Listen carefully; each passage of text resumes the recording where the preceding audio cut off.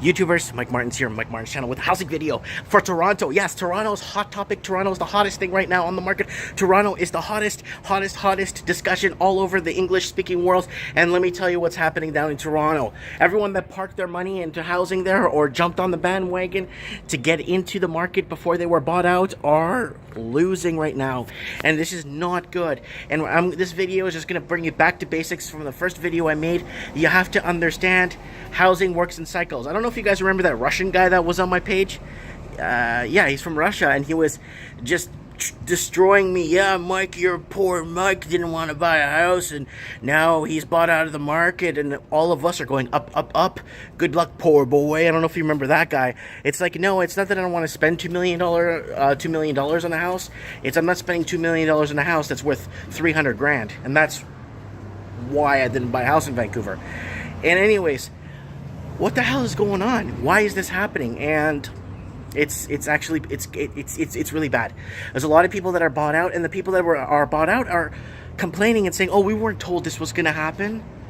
Why weren't you told? One, the bank needs to notify people when they're taking out a high-risk loan that, hey, guess what? This might not work out.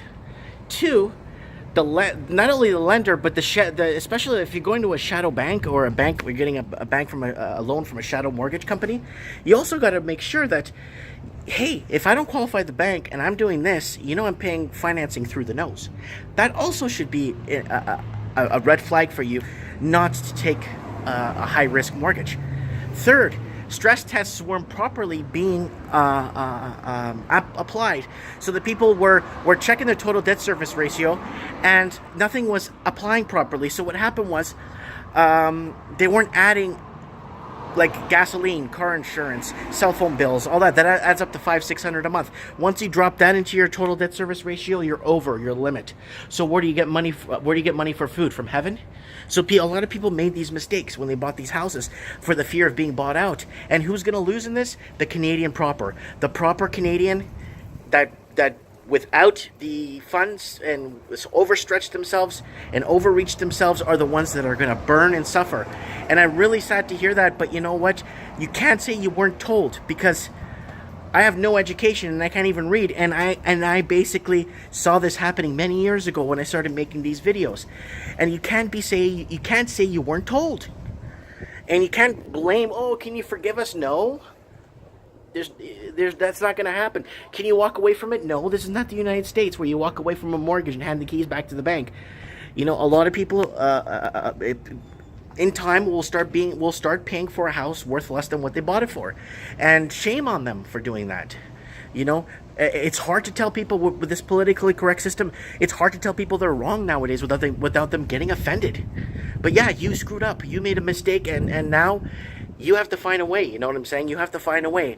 Everyone thought when Warren Buffett invested in Canada back in, I don't know, a couple of months ago, they thought that was, oh yeah, if Warren Buffett's doing it, this is what's going to happen, and this is how it's going to happen, and Warren Buffett's never lost, and blah, blah, blah. Yeah, well, no. There's a lot more to it. There's a lot more underlying things that are happening. A lot of these guys hedge on losses. A lot of these guys hedge on losses. I don't know if you guys remember that Russian guy. Yeah, Mike, you're still spreading propaganda about the housing crisis and misleading people. Yeah, I'm from Russia. I don't know if you guys remember that guy.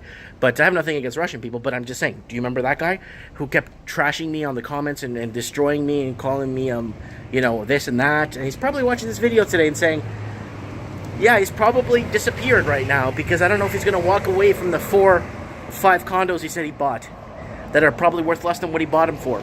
Anyways, it happens. And a lot of people, when they're so right about something and they're so sure about something, they have to go out and make other people look like crap.